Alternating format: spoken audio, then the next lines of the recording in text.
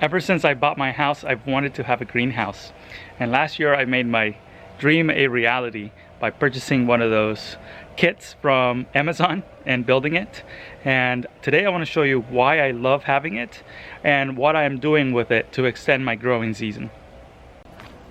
This is what the greenhouse looks like from the outside. It is 8 feet wide by about 10 feet long. And at the top here, it's about 7 foot tall. It is built with polycarbonate panels, and over here this is about 4.5 foot tall, and then it has the slope and it has 2 windows, which is great.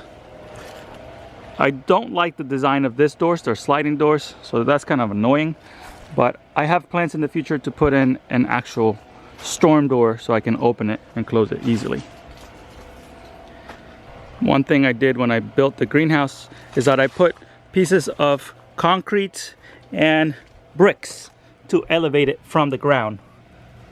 So I have bricks all around, and it lays on this cement foundation kind of. So that way it doesn't shift around too much. And the ground that it's sitting on is kind of on a slope. So I had to build this side up quite a bit. You can see here, I built this up. There's quite a bit of height difference between here and here. So what I do is I have some logs here, and I have put soil on top of that to insulate this area a little bit. And on this side, I haven't done it just yet, but I like to put bagged leaves all along this wall and along the back one to insulate this a little bit better. Another thing I did is that I dug in. So I have about 6 inches dug into the ground here. So it's a step down.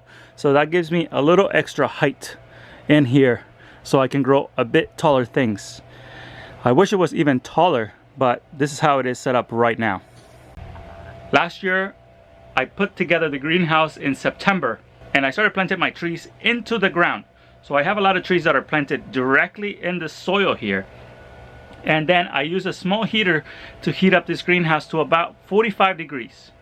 And that is just enough to keep lemon trees and other exotic trees alive here in Northern Virginia. I have the heater set up on a thermostat that only kicks on when the temperature drops below 45 degrees, and it turns back off once we reach 45 degrees. Last year I had a bunch of buckets filled with water here, the 5-gallon buckets. I think I still need to do that this year. It helps regulate the temperature a little bit better in here, just because they absorb a little bit of the heat during the daytime, and then they slowly release a little bit of that heat at nighttime. One thing that I wanted to do when I first bought this greenhouse was to put in a compost pile. But a compost pile that is effective at producing heat needs to be at least 3 feet wide and at least 3 feet tall. And if I did that, I would use up about 20% of this greenhouse for just a compost pile. So I'd rather spend a little bit of extra money on the heater to heat up the greenhouse. So that worked out really well last year, except that we had a day where the heater failed. It like crapped out, stopped working. And that was the day that it got down to about 11 degrees. I bet you it was because it was working constantly that it couldn't keep up. So that's why it broke.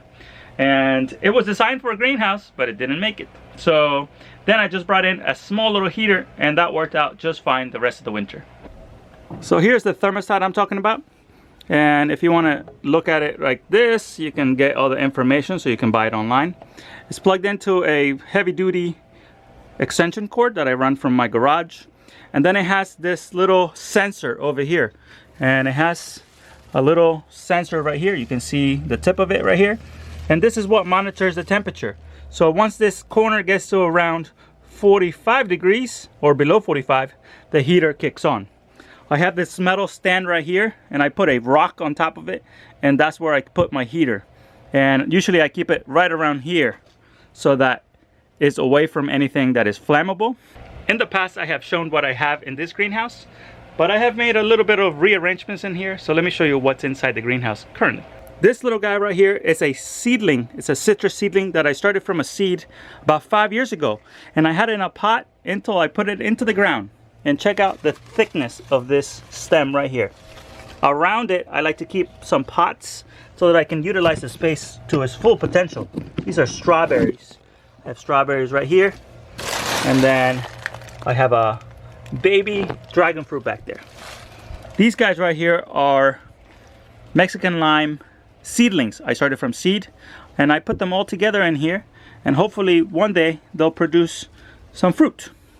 This right here is a calamondin, and check this out. It has little flower buds right now.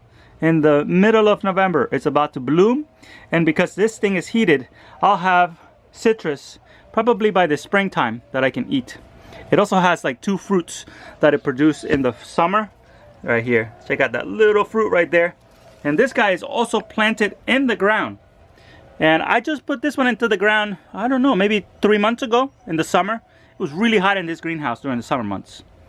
Then I have some things that I want to save, like these Salvadorian basil. I have lemongrass in here. This is planted into the ground. I have this avocado tree. It's a seedling. It died to the ground last winter, but then it came back from the roots.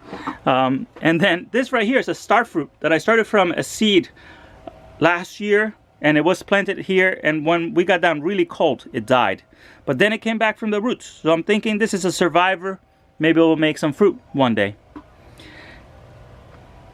And this is my tropical corner. I have a bromeliad right here. Check this out. And then I have this beautiful plant that my grandmother used to keep at her house. And I grew up just looking at this plant in my patio when I was a kid. And I found it in a nursery here in the US, and then I bought it. And now I have it growing in my greenhouse. I hope it survives the winter in here, because 45 degrees is quite cold for tropical plants. But there are some that are well adapted.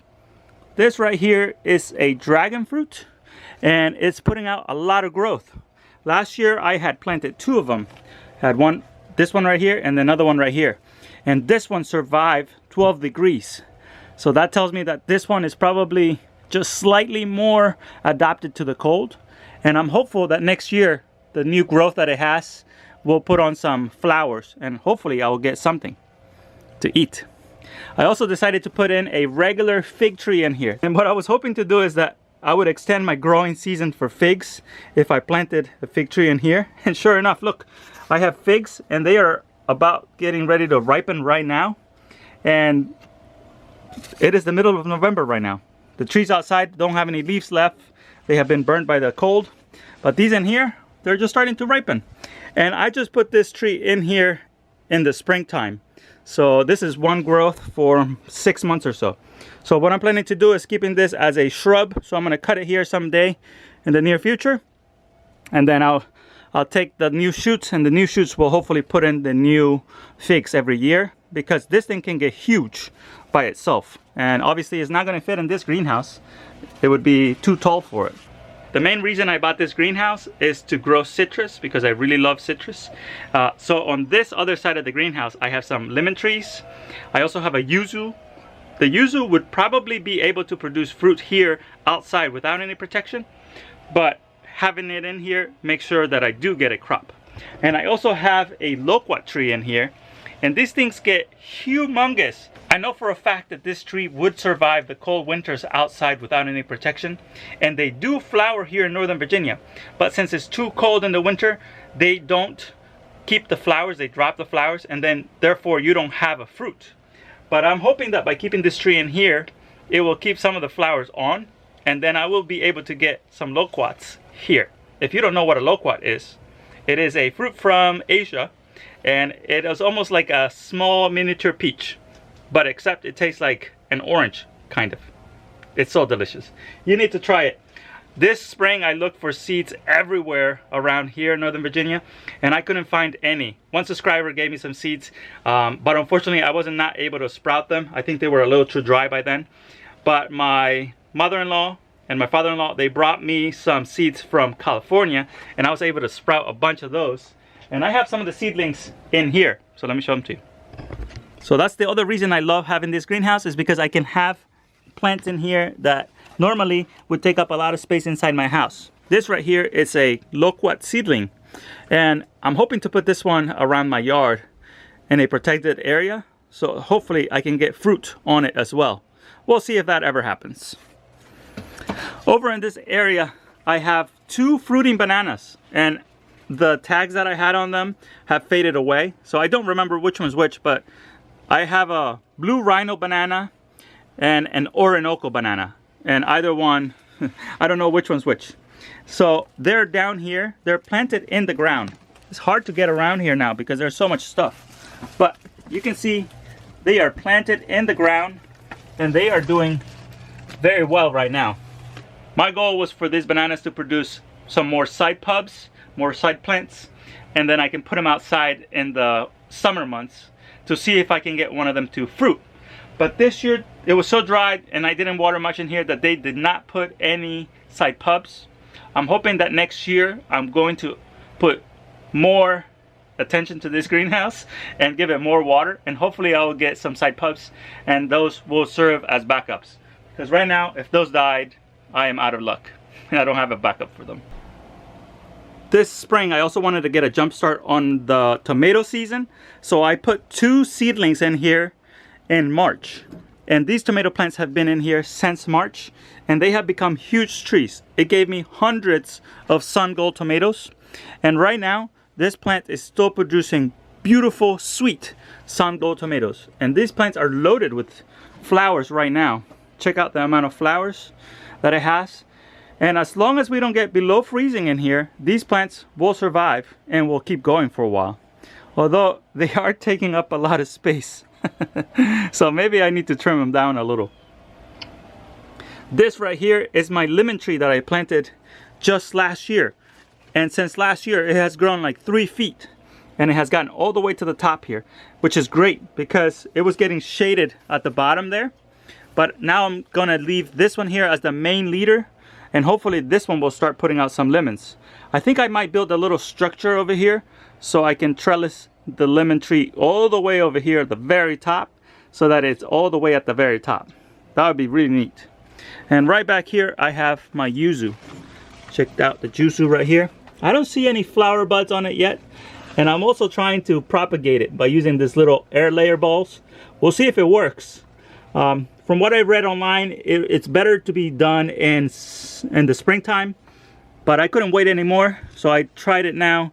Hopefully by the time I take these off, there is a nice rooted ball in here. I'm also using the greenhouse to overwinter some of my plants. This is a bird of paradise right here. Last year it was huge and it died. Half of it died, and this one survived somehow. So this one is still in here. I also have my yucca cuttings in here. This is the old yucca plant. I am planning on potting some of these up, but what I read online is these will survive just outside if it doesn't get below freezing. And since this greenhouse doesn't get below freezing, these should survive the winter. So I'm thinking about putting all 3 major roots into a pot, and then I'm going to be taking a bunch of the little cuttings. I can show you here. I have taken some of these cuttings and stuck them in some pots. This is with the papaya that I salvaged the other day and it's alive, it's surviving. So that's really neat. Next year I want to plant this papaya outside. But anyways, the cuttings are right here, and I did it already over here, and let me show you. There's one right here I put into this pot when I harvested the first yucca. Check this out. This one already has sprouts coming up, new leaves, new growth. And this one, it will stay alive here like that, and I'll just be able to plant it right outside again next spring once there's no frosts. And I should have another cassava, or also known as yucca plant. Right back there I have a guava tree. Check it out. It is quite small because last year it almost died. And then over here I'm overwintering some sugar cane in the soil, and it's alive, doing well. In this little area over here I have planted a small dwarf Cavendish banana. I also have a coffee tree planted back there. Here's my main lemon tree. I'm hoping that once these balls, this rooting air layers that I have here, I'm hoping that once these air layers are done, I'm going to give this tree a big old haircut so it doesn't shade the lemon tree too much. But as you can see, this one here is going to be tall enough to get above the canopy now and be safe. So check this view right now. Everything in here is lush and green, and if you go outside, everything has been dying for a few weeks now because it's getting quite cold outside. We got a frost, but it was a light frost, so there's some things alive right now outside. But how cool is it to come out here and then look at all these beautiful plants. These are Meyer lemon cuttings that I have. There's another Meyer lemon right here, and those, I have a project for them. I'm going to be planting them outside, hopefully getting them to overwinter outside. So if you are thinking about getting a greenhouse, I definitely recommend starting out with one like this because you can try out your ideas. What I'm hoping to do is to build a bigger greenhouse around this greenhouse, so on the outside perimeter of it, because I want to have a large greenhouse where I can have full-size trees. So maybe 15 foot tall and about 20 feet long by about 15 feet wide. We'll see. That's going to be a large project, and I'm really afraid of building. I'm really like hesitant to build it just because my carpenter skills are not all the way there, but hopefully one day I'll build it. And what I'm hoping to do is then build this greenhouse, leave this greenhouse inside of it, and once I have built it completely, I'll remove this greenhouse, and then the trees that are living in here already, they can stay where they are currently, because that way I won't be affecting the roots by moving them. We'll see what happens. I guess another idea I've had is maybe I could use this frame right here from another hoop house that I had, and I could build like a 4-foot base for it and then put polycarbonate on this. That would be the easiest, but it wouldn't be the prettiest. So I gotta figure out which way I want to go with this. I've been thinking about this greenhouse for 4 years, so that's why I bought the kit, because it was a lot easier to build.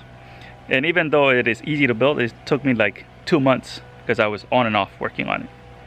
One thing I never ask for is for comments and likes, but I've realized that if I don't ask for it, I don't get a lot of comments on my videos. So if you enjoy this content, please give me some comments down below and make sure you like this video, because that is how we get this word across and how more people find out about the channel and about the crazy things that I'm doing here in Northern Virginia. When I started growing food in Northern Virginia, I wanted to find out how much I could grow and what could be grown here.